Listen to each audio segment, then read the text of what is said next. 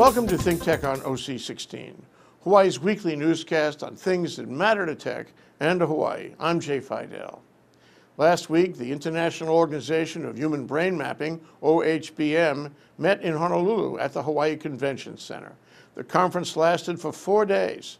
There are 1,500 members of OHBM worldwide, but more than 3,000 people interested in brain mapping attended the conference. Luckily, there are in fact some brain mapping researchers working right here in Honolulu, namely Dr. Linda Chang, who is an MD researcher associated with Queens Medical Center and the John A. Burns School of Medicine, and her husband, physicist Thomas Ernst, who works with her on the MRI, that's magnetic resonance imaging, and PET, PET, positron emission tomography technology, and other advanced equipment she uses in her brain mapping research.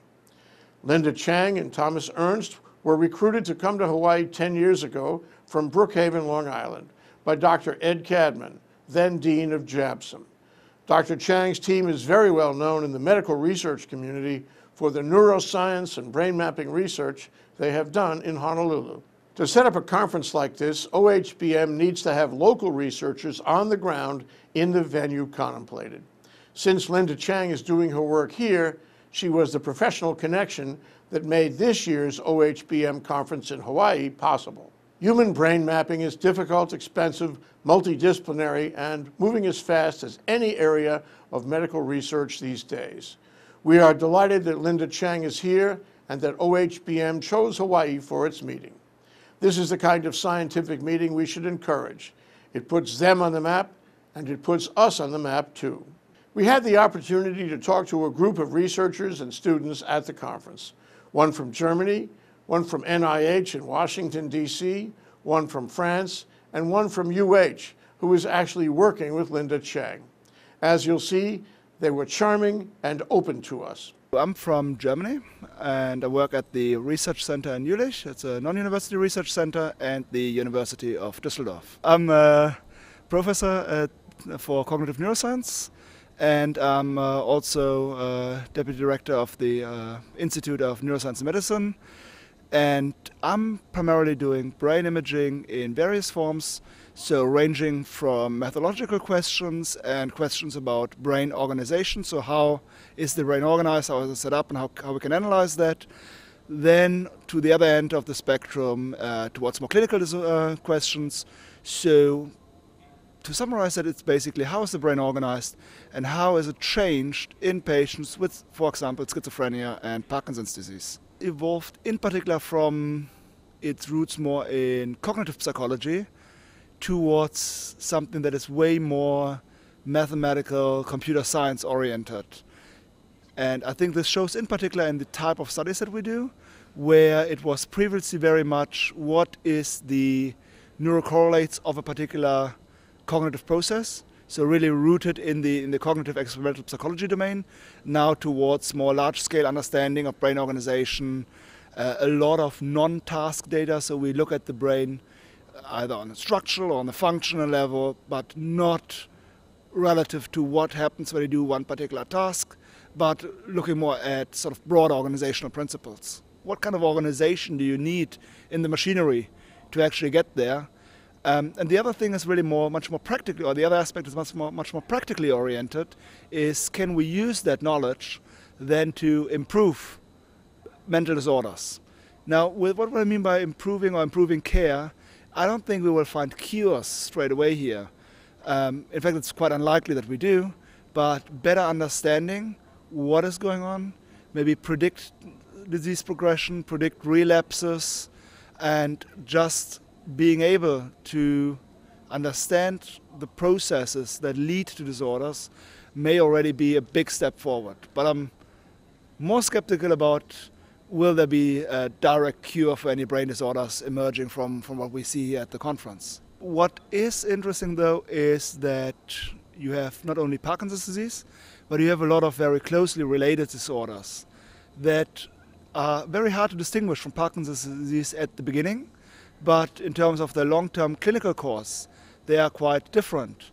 They respond different to medication, they have a different prognosis, and being able to, and this is what we're working on, so I can't really say this has worked already very well, but being able to tell a little bit more in advance by characterizing the problems in the brain rather than characterizing what the patient looks like on the outside. The National Institutes of Health has 27 sub-institutes, and I work for the Mental Health Institute, and I am a postdoc fellow at the institute, and I primarily do neuroimaging using not just MRI but other multimodal techniques like positron emission tomography, magnetic encephalography, and in my research, I primarily look at two cohorts, one in women, and I look at the genetic and hormone contributions to healthy women and women with premenstrual mood dysphoria.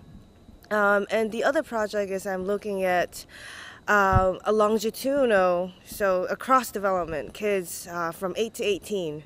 And I look at, everything from behavior to cognitive differences and all kinds of other measures, the metabolomic, hormones. And the idea is to really understand healthy development and how the brain changes and how it changes across puberty, how it changes with all the factors affecting this very critical period, because a lot of things happens, and I don't know if you have adolescents in your family, that's a period you don't really want to, you don't know what to do with these kids, and we want to understand why. One of the very new techniques that emerged is called transcranial brain stimulation. They actually, put some electric pulses and stimulate the brain non-invasively, and we can, sort of see the brain changing. Many studies that show that the brain changes, and it changes non-linearly. So the frontal lobe, this part where decisions, it's important for decision making, that matures much later. So you say kids sometimes do some very risky behavior that's partially due to an immature prefrontal cortex, but the other regions like the temporal or subcortical regions mature a little earlier. In patients with schizophrenia and depression, for example, there are different. There are structural changes compared to healthy volunteer that may contribute to some of the disease course, for example. So it's structural changes. There's also functional changes. Right. I'm working on brain circuitry, so I've been publishing an atlas, which is the Atlas of Human Brain Connections. And today we're trying to see how those connections varies from one human to another one, how they can change and lead to pathologies, and how they maturate in children to reach the adult maturation. So I started my work looking at stroke and how stroke can destroy the way we perceive the world around us. So if you think about it, everything you see, everything you feel, all that is built inside your brain. And after a stroke, you can damage completely this perception. So you see properly, but you're not conscious of what you see. And this, I've been studying the neural basis, the anatomy that is leading to this syndrome.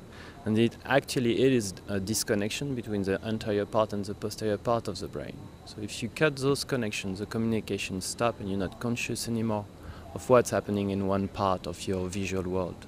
We're at the Queen's Medical Center, still part of the UH, in the neuroimaging group, and I'm mostly working on the imaging part of the whole thing. So in contrast to all the previous speakers, I'm working on the image acquisition, programming sequences, getting the scanner to run, getting the data for other people to look at it later.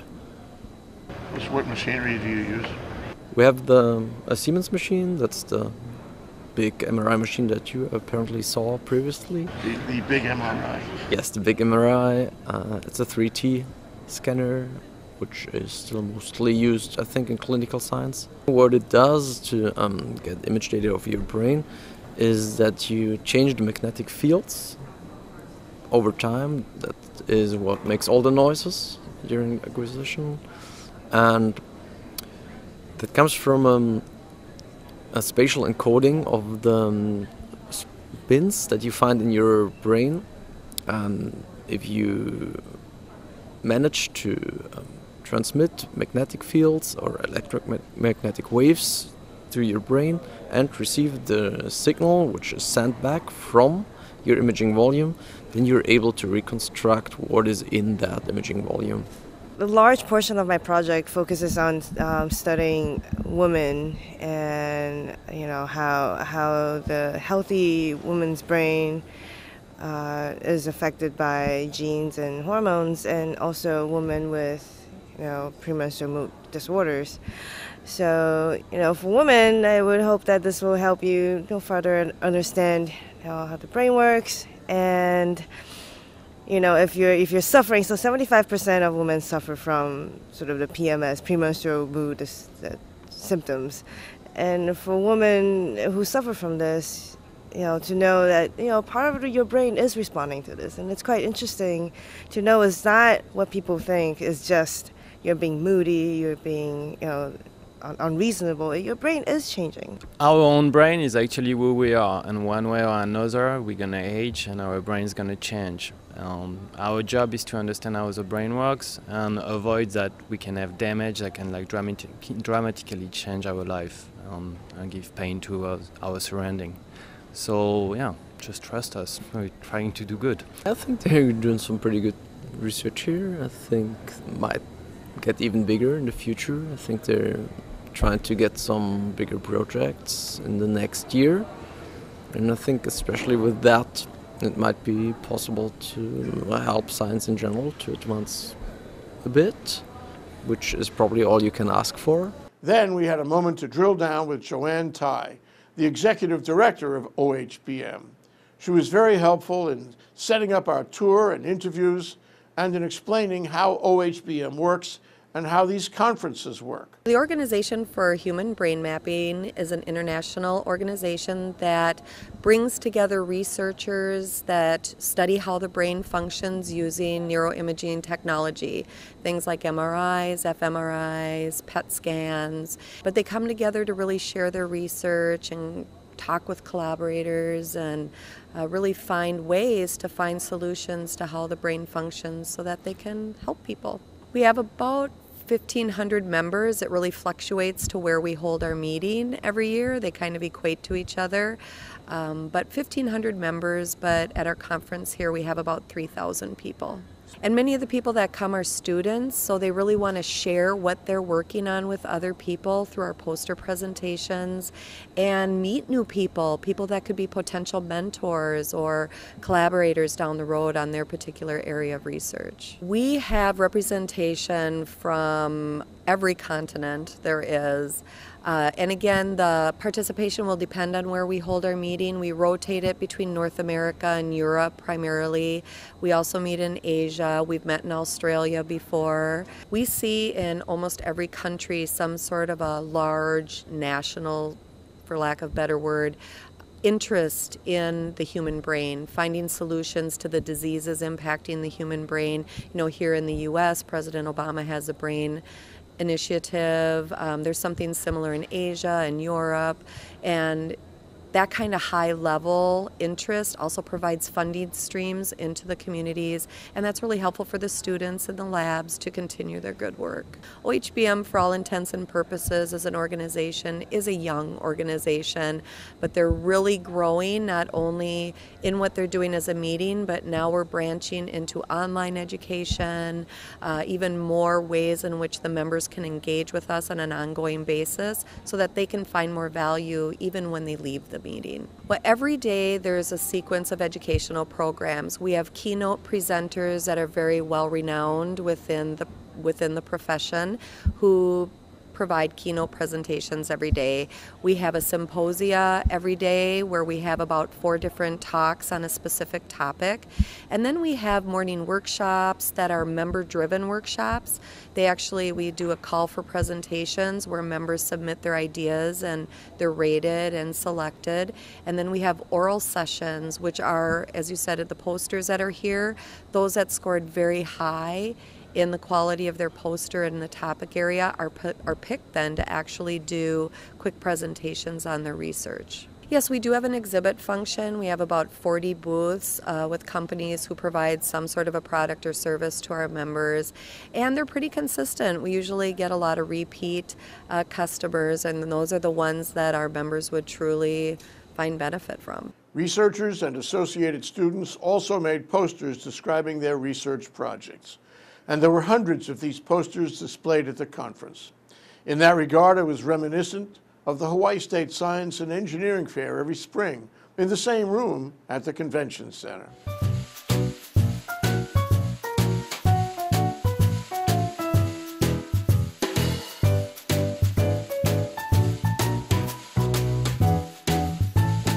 Later on in the day, Linda Chang, Karen Berman from NIH, chair of OHBM, and John Van Horne of USC, chair of the conference, joined us in our studio. And we had a very robust discussion about human brain mapping and the conference highlights. And I was recruited here, like you said, 10.5 years ago by Dr. Ed Catman at the time.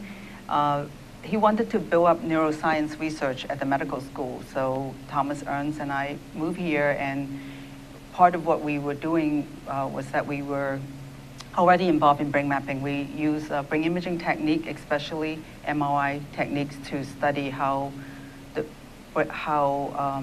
brains of people with various neurological conditions are affected. And in particular, I was focusing on studying the effects of substance use. Methamphetamine use and marijuana use are quite prevalent here in Hawaii, especially amongst the younger children. And so we decided to focus our effort on that, and we moved here. Because of our work with substance use, we were fortunate at the time that we got funding from the White House. We got $3 million from the White House Office of National Drug Control Policy to buy an MRI scanner. They're very expensive machines. And then we went to the Queens Medical Center, and they were really generous. They also provided an extra $2 million for us to build our lab, and then we were able to build up the research team to do our research in that area. I'm a physician, and I was a resident in psychiatry in the late 70s, and I was very motivated by my lack of ability to help some of my patients.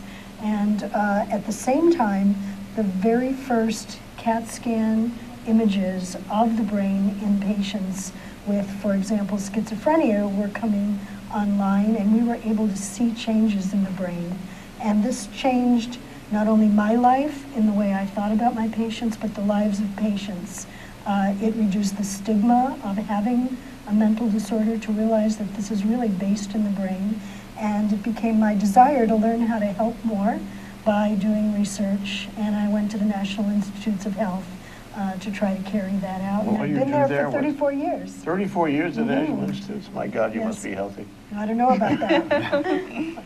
Persistent, if nothing else. You know, it strikes me from what you said, you've seen both sides of, or at least the evolution of this. One, you know, psychiatry, the old-fashioned, even Freudian sense, looking at the brain and thinking as a, from the vantage of psychology. It's not necessarily structural or chemical or electrical impulses or anything like that. And now, 34 years later, you're looking at it in a completely different way. You're looking at it as, among other things, as a structural organ with chemicals and electrical impulses, and, you know, it's different, isn't it?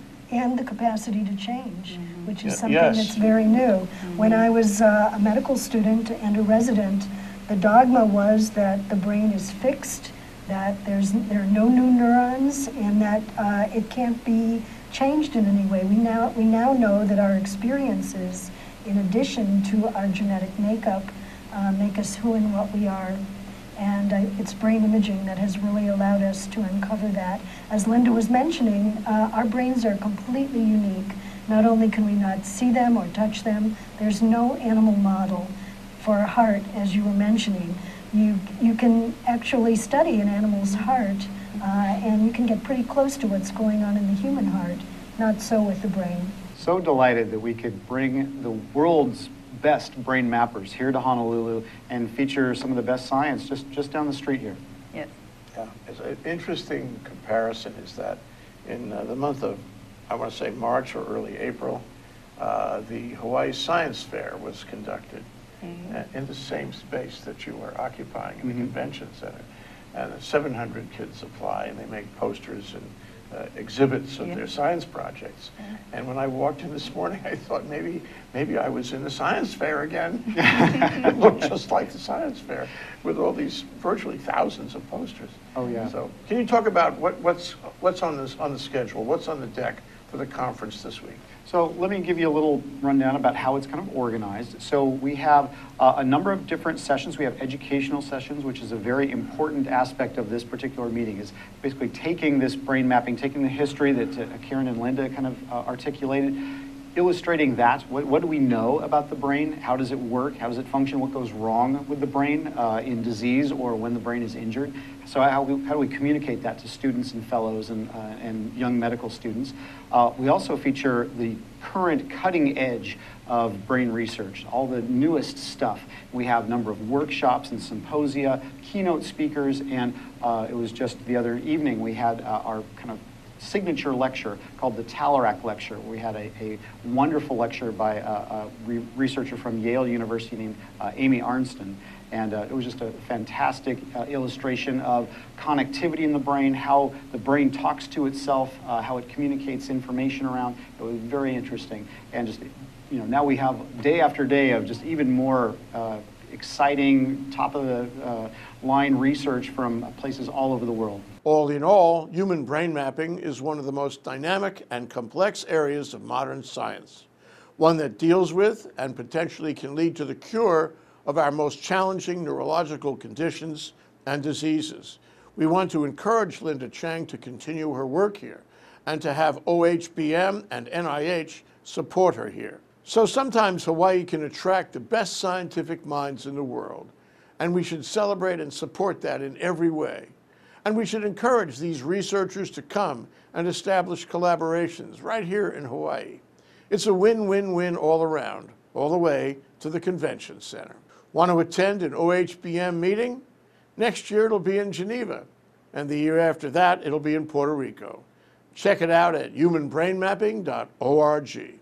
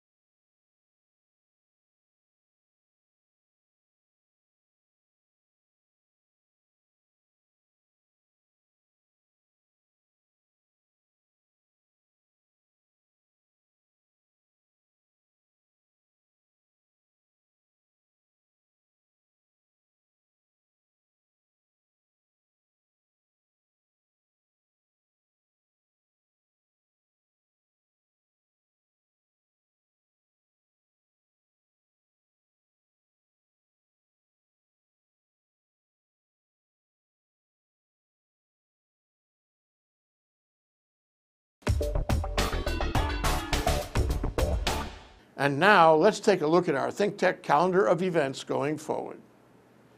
ThinkTech broadcasts its talk shows live on the internet from noon to 5 p.m. every weekday afternoon, and then we broadcast our earlier shows all night long. If you missed a show or you want to replay or share any show, they're all archived on demand on YouTube. Visit thinktechhawaii.com for our weekly calendar and our live stream and YouTube links, or better yet, to sign on to our email list and get the daily docket of our upcoming shows. ThinkTech has moved into larger quarters in Pioneer Plaza, and our new studio here is really beautiful. We invite you to come down, see our studio, and be part of our live studio audience. Contact me, Jay, at thinktechhawaii.com. Be part of our civic engagement here on ThinkTech. Do you like ThinkTech? Give us a thumbs up on YouTube or send us a tweet at ThinkTechHI. We want to know what you're thinking and how you feel about current issues and events affecting Hawaii. We want you to stay in touch with us, and we want to stay in touch with you. Let's think together.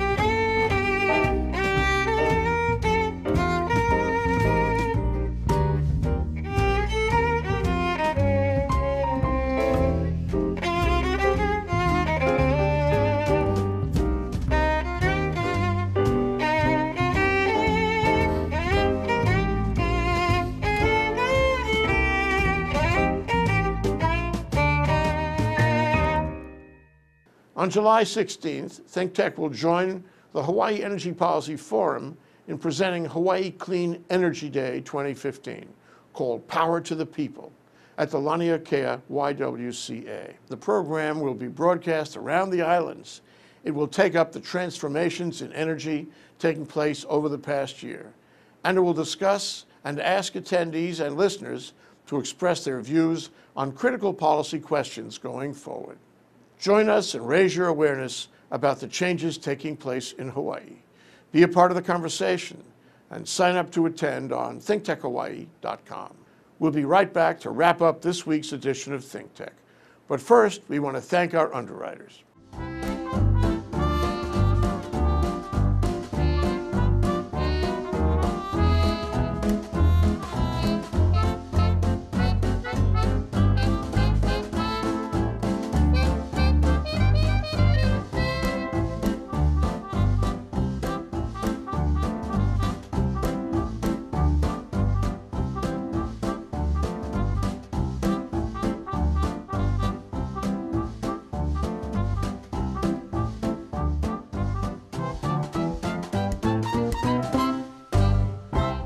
Okay, that wraps up this week's edition of ThinkTech. Remember, you can watch ThinkTech on OC16 like 7 times every week. Can't get enough of it, just like Duko Ishii does. For additional times, check out OC16.tv.